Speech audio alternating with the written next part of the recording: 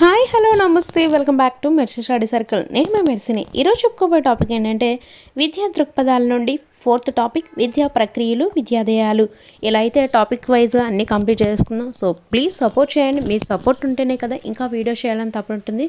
So please support చేయండి friends. ఈ వీడియోకి ఇంకా లైక్ చెప్తే ప్లీజ్ లైక్ చేయండి. ఫస్ట్ టైం కనుక చూస్తున్నట్లయితే సబ్స్క్రైబ్ చేసుకోవడం మాత్రం మర్చిపోవద్దు ఫ్రెండ్స్. ఫస్ట్ వన్, అసహాయుడైన జంతుభావంగా గల చిన్న పసివాడిని సంతోషభరితమైన నైతిక విలువలు పాటించే ఒక సమర్థవంతమైన మానవుడిగా తయారు చేయడమే విద్యా విధి అన్నది ఎవరంటే జాన్ డూయి. నైతిక విలువలు ఆదర్శాలున్న ప్రవర్తన సత్ప్రవర్తన అని అభిప్రాయపడినవారు హెర్బర్ట్. విద్య అంతిమ ధ్యేయం విలువలను నిలబెట్టడం అని అన్నది సోక్రటీస్. సత్ప్రవర్తన నిర్మాణమే విద్యాధ్యేయం అని అభిప్రాయపడినవారు గాంధీజీ. ఉపాధ్యాయుడి అంతిమ లక్ష్యం సత్ప్రవర్తన, ఉన్నత వైఖరులను విద్యార్థుల్లో అలవడేటట్లు చేయడం అని అన్నది రేమాంట్. చూడండి, ప్రతిదీ పేజ్ నెంబర్తో ఇచ్చాను, పైగా ఏ బుక్ అనేది కూడా ఇచ్చేసాను ఇక్కడ. విద్య ఒక సామాజిక సంస్థ అని పేర్కొన్న ప్రముఖ విద్యావేత్త జాన్ డూయి. ఈయన అమెరికా శాస్త్రవేత్త. మై పెడగాగిక్ క్రీడ అనే గ్రంథ రచయిత జాన్ డూయి. పాఠశాల సామాజిక సంస్థ, దాని లక్ష్యాలు సాంఘికం కావున దాని నిర్వహణ సామాజిక దృక్పథంలోనే జరగాలని సూచించిన విద్యావేత్త ఎస్పి డాల్టన్. సామాజిక శాస్త్రానికి పితామహుడిగా వ్యవహరించినది ఆగస్ట్ కామ్టే. సోషియోలాగోస్ అనేవి ఏ భాషా పదాలు? లాటిన్ భాషా పదాలు.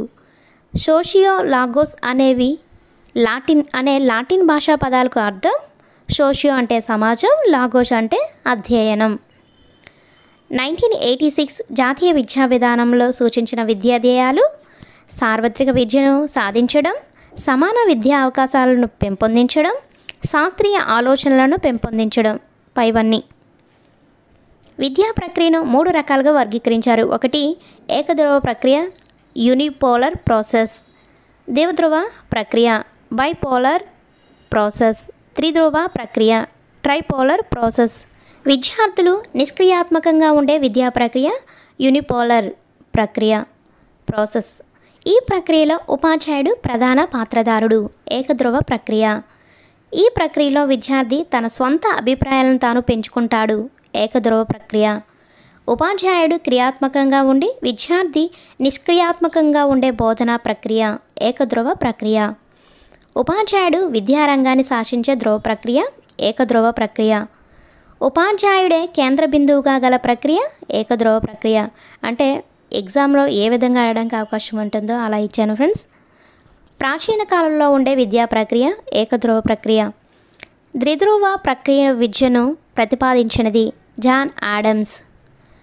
బోధన అభ్యసన సామగ్రి కృత్యాలు, ఇంటి పని లేదా ప్రాజెక్ట్ వర్క్ ద్వారా విద్యార్థుల సామర్థ్యాలను వెలికితీసే విద్యా ప్రక్రియ ద్విధ్రువ ప్రక్రియ.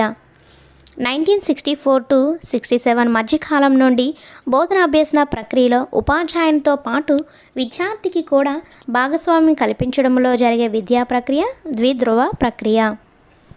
త్రిధ్రువ విధాన ప్రక్రియను సంరక్షించినది జాన్ డూయి. త్రిధ్రువ విధాన ప్రక్రియను రూపొందించింది ఆడమ్సన్.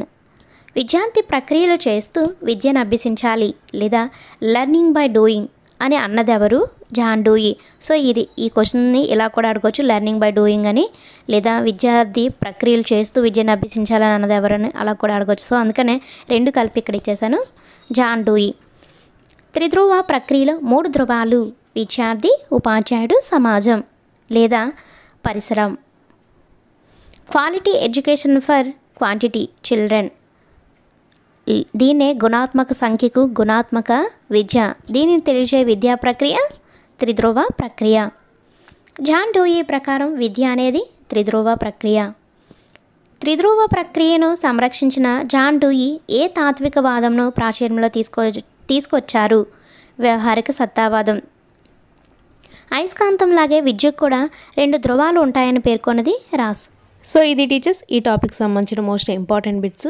నెక్స్ట్ వీడియోలో మరొక టాపిక్తో మళ్ళీ కలుసుకుందాం. మన ఛానల్ ఫస్ట్ టైం కనుక చూస్తున్నట్లయితే మీ అమూల్యమైన సబ్స్క్రైబ్ అయితే నాకు సపోర్ట్ చేయండి. వీడియోకి ఇంకా లైక్ చెప్పితే ప్లీజ్ లైక్ చేసేయండి friends. Thank you for watching.